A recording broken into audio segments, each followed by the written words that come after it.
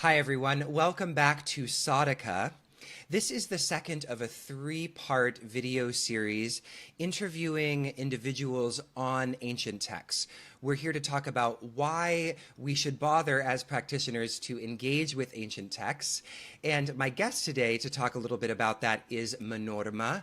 Manorama has been a past guest on the Chitheads podcast, and she's also a participant in our upcoming conference, a reboot of our upcoming conference, or past conference, Radical Practice, Living the Yoga Sutras and Bhagavad Gita. Manorama offers a beautiful talk in that conference. So if you're interested in watching that while it airs, it's going to be available April 21st to the 23rd, 2017 on our website.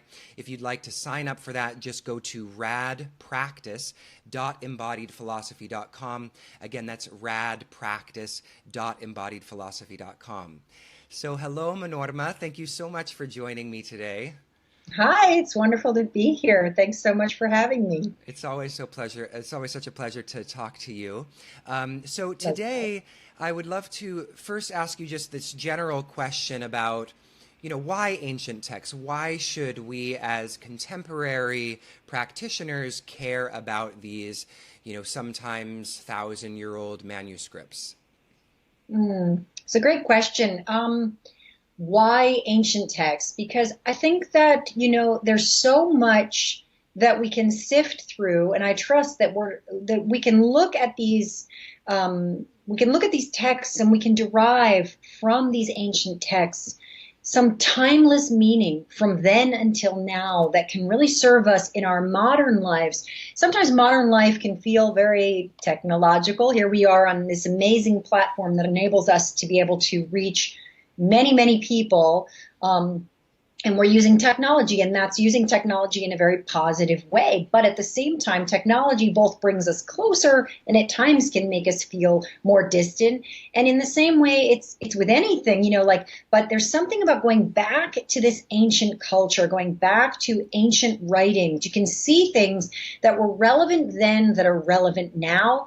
And you can also take a look at the yogic practice. Yogis only had so many doorways they could go through. They had the body, they had the breathing system. There are things that are in common that we all have in common today, as we did with beings from thousands of years ago, and we can derive some of the wisdom from that time and bring it into our modern lives. So that's one of the reasons, and there's probably much more, but that's one of the reasons we can glean some of the wisdom that is essential for humanity and for not just humanity, for all beings everywhere from these ancient texts. So as a Sanskrit teacher, obviously you are very intimate with a number of different texts, and I know particularly you have some programs on the Yoga Sutras and the Bhagavad Gita. So would you take those each in turn, and then maybe we can talk about some other ones if you like. What is the significance of the Yoga Sutras and the Bhagavad Gita? I know it's a huge question. Wow, that's such a huge question. I know, But I take both of those and more. I guess you want me to kind of give a little bit of a nutshell. Sure, yeah, as best you can. And what was the question again? The question is why, so we've asked this sort of general question, why ancient texts, and you beautifully explored the way in which ancient wisdom can inform our lives today. But is in terms of let's just take the Yoga Sutras first, I guess. In terms of the Yoga Sutras, in an abridged way as is possible on such a vast topic, how does the Yoga Sutras speak to us as contemporary practitioners? Well, in the same way that I just mentioned, I think that, Patanjali he was clued into the human experience. What are the pitfalls? Recently I've been looking at how he kind of layers in pitfalls for the yogi or the budding yogi in training. Mm-hmm. So he can say look, this is going to be a problem, or that might be a problem, but don't get lost. For example, in his third chapter, he says, look, you're going to accumulate all of this strength through practice. You're going to grow your skills. You're going to understand certain things are going to become clear to you. You're going to have greater understanding. And from that is going to grow power or strength in some area. But don't go down the road of letting that strength kind of rise through the ego. Actually, that is a false doorway or a false road. And so it kind of gives a little bit like it, you could take it in one step, like it's a beware, but it's not like, woe is he or she. It's more like, it's like, just watch your step. This is the terrain of yoga. These are the practices. And I think it's relevant for the reader and the practitioner today because they can say, oh, like I could see that happening to me. I can see that when I get knowledge in a particular area, maybe, if it's not yet integrated, it can feel like it can kind of get stuck in the intellect. And so when we read this text, we say, oh, don't want to get stuck there. It gives us another reminder, it gives us another support to help us go more where we want to go, which is, in connecting with the light of our own self rather than in the light of our ego. So that's one thing in regards to the Yoga Sutra. And there's so many I can give you many things. With regards to, I think you had asked before about Bhagavad Gita. Well, the Gita really lays out the battle that each of us has to go through in our lives to overcome the places where we've gone unconscious. And it does it in such a nice way because it does it in this kind of story format, epic poetry format. And that kind of, whenever you hear, we've all of us, your listeners, your watchers, and you and myself included, we've heard, we hear stories. And the thing about stories is that they meet us in a very gentle way. They kind of meet, we hear people, our friends will tell a story, and then suddenly we're like, yeah, I can relate to that, or no, I don't relate to that. But, we start to create kind of understanding through stories. So I like in the Bhagavad Gita, I like the fact that it's story and that it's relevant for us today because we move psychically through stories and we move much more metaphorically than we all think, but we can kind of hear it and listen and say, oh, how is that relevant to me? But it's not like, here's your checklist of things that this is relevant. You can actually let it breathe through your own experience. So, yeah, that's really beautiful. So, and also, one thing I know about you, of course, is that you chant the Yoga Sutra, you chanted the Bhagavad Gita in your talk for the upcoming conference. And so I know that for you, there's a vibratory experience of the text as well. There's a vibratory potency. So would you talk a little bit about the text as vibration and the significance on that level? Oh, yes. I mean, that's a wonderful question. These texts are, because they are realized through the language known as Sanskrit, they are first and foremost connected with vibration. What that means was many, many things again, but just to give a touch in, it's like, think about it. I think for the watchers, it would be useful for them to know, like, think about when you see somebody and you just feel so happy and you're like, God, that vibe is so cool. Or you go to a restaurant and it has a kickin' vibe, or you hang out with friends and you just always feel good afterwards because the vibe is good. So there's this thing about the vibe. The vibe is this sort of overarching sense or an overarching feeling. Well, it just so happens that when we connect in with ancient yogic texts in Sanskrit, they have a vibe, and the vibe is the vibe of the light of the self. And that vibe is a very grounded, deeply connected vibe. And so when we hang out with those friends, let's think of the texts as our friends, we end up feeling, we kind of click in there.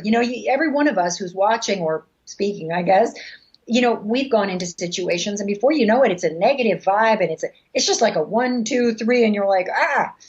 But on the contrary, or the opposite, is when you hang out with those people who are like always, when you spend time with them, you feel more elevated. You feel like you're more yourself in your best form. Well, that's what hanging out with a Sanskrit text is like, especially of a yogic type. I want to be specific. The Sanskrit texts of the yogic type, or the yogic Sanskrit text, however you want to say it, it's like hanging out with a good friend who always elevates you, who always helps you be more you, helps you feel more grounded, and you catch that vibe. That vibe is the vibe of deep connectivity, grounding in self, and also growing. So that's the vibe there. Yeah, I love that. I love the use of the term vibe. That's such a great way to describe it. Hanging out with friends and having a good vibe. That's awesome. So in terms of, from one thing that I've heard historically is that often the ancient yogis would chant a text before they studied the meaning of it. Is that correct historically? I've heard that from some teachers. Oftentimes, yes. Yes, I don't know if it was, we weren't there, so I don't know if it's every time. Yes, there's a primacy on the oral tradition, Right. and a kind of taking it into your being before you study it. You take it in on a vibrational level. Hmm. You take it in on a sound level before you understand its meaning. Do you think that's partly because to try to take in the meaning wouldn't allow the text to land in the most, in, you know, like you're kind of, if you're projecting the meaning before you're sort of taking it in, then you might happen to let the text seep into your own samskaras or your own kind of ideas about what the text should mean or how the text should feel. Does that make I sense? think that if you, I think of it kind of a little bit, but like I think of it more like this: like if you take the text in and you have the experience of it, and then you can. It's like when you cook a meal. You know, you cook a meal and you taste it, and you're like, or somebody makes a good meal and you taste it, you're like, wow, that's a good meal. You know, then later you go back, you go, what was that? Was that a subtle citrus that I tasted? Was that? You start looking at all the details, and of course, great chefs have little tiny details, and they're keeping track of those details and peppering them, for a pun there, in different ways. And in the same way, um, I think that when we have a taste of the Sanskrit on the no mind level, Mm. it's so potent. It meets us in our heart and beyond the mental plane. That gives you access to something that's indescribable in words. Then you can go back and go, gee, what was that secret sauce? Or what was that citrus flavor that I tasted? Or what was that, what was that sound that just seemed to vibrate at my third eye? Or, how come I felt like this at this point? But it gives you, I think by chanting it first, you end up having an experience of it Mm. before the mind enters into play. Then the mind can come into play and you can have a ball.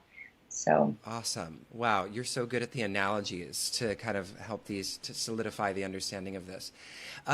So now in terms of so we're talking about now the kind of practice of it. So those who are listening to this or watching this and are maybe interested in starting to navigate these texts as a form of practice, what would be some of your suggestions? find a good teacher. Yeah. Okay, so that's number one. Find a good teacher. What is a good teacher? A teacher who understands the text. Like find a way that you can listen to them and study their work and go deeply into it. Secondarily, I would say see where you're drawn. If you're drawn to the Bhagavad Gita, get a bunch of different texts. Take a look at them. Don't be so worried about which one is right. Just open the text and start to look at it, relate with it, create a little connectivity with it. Because I have found that if you take my teacher used to say this, but he said, if you take one step towards God, God takes 10 steps towards you. So let's take this in the context of your question. If you take one step towards Sanskrit or these ancient yogic texts, what happens is the subject listens and goes, okay, and it'll take a bunch of steps towards you. So we don't realize that. So get a Bhagavad Gita. Ask around your friends, which is your favorite? Some friends can be very useful for this. Like, what's your favorite? Open the text and start reading it. And, I think oftentimes people get so overwhelmed. They're like, it's Gita, it's Sutra, it's Hatha Yoga Pradipika, and so many other things that we don't even really begin. So relax the whole system. Get yourself one or two translations that have some Sanskrit, is preferable, in my opinion, and that's written properly. And then sit down, settle in, and just take a look at it and maybe work on 2 verses a week or 3 verses a week. Just work on it means read it. Try to understand it. The text is going to morph. It's going to keep changing. You are growing in relation to the text. So I always tell people, you're not the same Margaret you were last year. You're Margaret 2017, spring, and in a couple of months you'll be Margaret in the fall, and et cetera, et cetera. So you're bringing new pieces to the table. So don't let it have to be a crystallized thing, but stay open. Like, what are you learning about now with regards to the text? But definitely just get a proper text and open it up. That's not that hard to do. You can ask some friends. You can call a trusted yoga center. Ask them, which text do you guys recommend? and get started. There's many opportunities for that. So, and you're saying when you say 1 or 2 verses a week, then these are not the kind of texts that you want to speed read. Is that? Definitely not. Definitely not. Definitely not. I think I said that 3 times. You want to go slowly. And so what you're going to find is always with Sanskrit that it teaches you patience. And I always tell yoga, I work so often with many yoga teachers, as you well know, but perhaps the viewers don't know. But so I always tell the teachers in training, I say, it's not a good idea to teach patience impatiently. Yeah, right. And people laugh about that. So Sanskrit will definitely offer you, in whatever way you come to it, a little course on patience. So start with one, look at it, get curious. I remember being like, how do those letters come together? Let your own questions meet you. Don't have to answer them right away, but just be present with them and be like, oh, what is that? I see that a lot. It's okay that you don't know.